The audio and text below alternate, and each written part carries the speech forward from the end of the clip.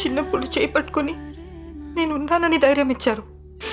ఇప్పుడు అదే కూతురు కష్టమని వస్తే అవమానంగా చూస్తున్నారు.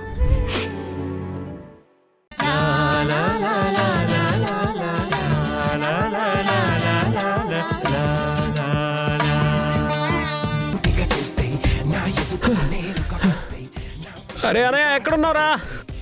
జానకి ఎక్కడికి తీసుకెళ్ళావు? మీరు బండి మీద ఫాస్ట్గా వెళ్ళిపోయారు. వెనక నేను పరిగెత్తుకుంటూ వస్తున్నా. ఫోన్లే ఆడపిల్లవు కదా నువ్వు ఊరుకుంటుంటే ఏంటి చేసిందంతా నువ్వే చేసి నన్నంటావా? బొల్లెలా ఉంది? సేమ్ డైలాగ్ నాకు అడగాలని ఉంది. ఎంతైనా దీక్షితులు గారి కూతురు కదా, అందుకే కంట్రోల్ చేసుకుంటున్నాను. మరి అదిగా సారీ చెప్పి ఇక్కడి నుంచి వెళ్ళా.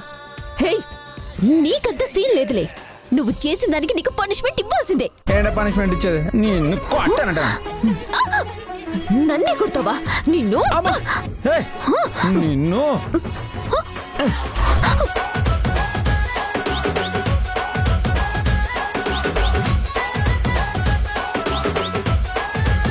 ఇలా కాదు.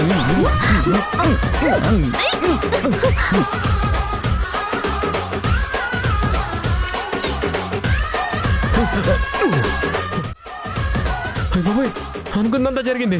బొబ్బిలి యుద్ధం ఇప్పుడు ఇక్కడే మళ్ళీ మొదలైంది. రే ఆగండి రే.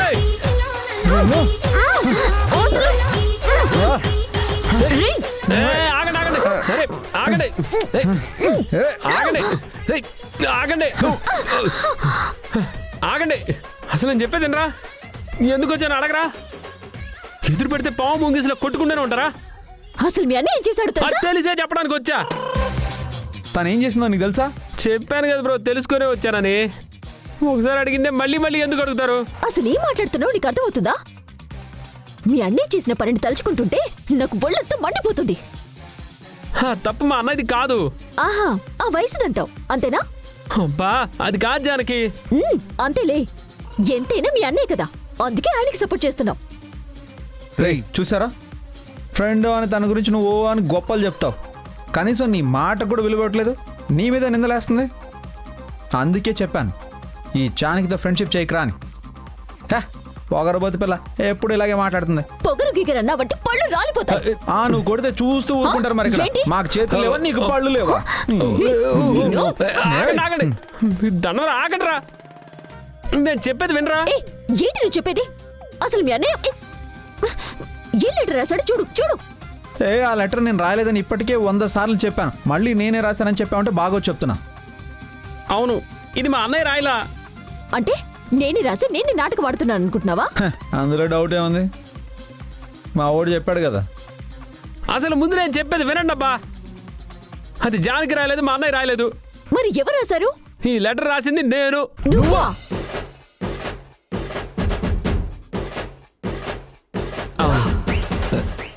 నేనే రాసా. ఏంటి ఇంత దరిద్రంగా నువ్వు రాసావా? అంత దరిద్రంగా ఉందా? రేయ్ నువ్వు ఎవరికి రాసావో దాన్ని బట్టే ఉంటుంది. ముందు అది ఎవరికి రాసావో చెప్పాడు. చెప్పు. నేనెవరికి రాస్తాను? మరి నువ్వే రాశారని చెప్పావు కదా, ఎవరికో కాకుండా ఎందుకు రాస్తావు? మర్యాదగా చెప్పు, లేదంటే భార్గవరామా పరశురాముడిలా రెచ్చిపోకు. నేను ఎవరి కోసం రాయలేదు. మరి ఎందుకోసం రాసావు? ఒక లవ్ లెటర్ రాస్తే ఎలా ఉంటుందని ప్రయత్నించాను. అది రాశాక చదివితే నా మీద నాకే అసహ్యం వేసింది. నిజమే, ఆ లెటర్ చదివాక నిజంగానే అసహ్యం వేస్తుంది కదా. అందుకే ఇది నలిపేసి అలా ఇసిరేశాను. పొరపాటున నీ మీద పడింది.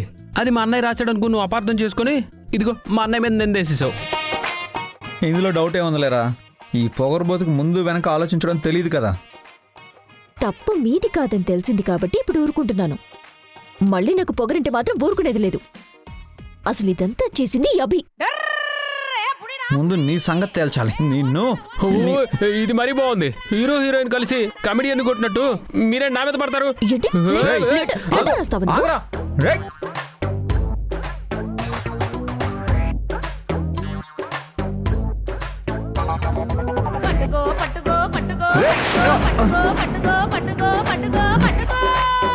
నన్ను పట్టుకోవడం అంత ఈజీ అనుకున్నారా? నేను అంత ఈజీగా దొరకను.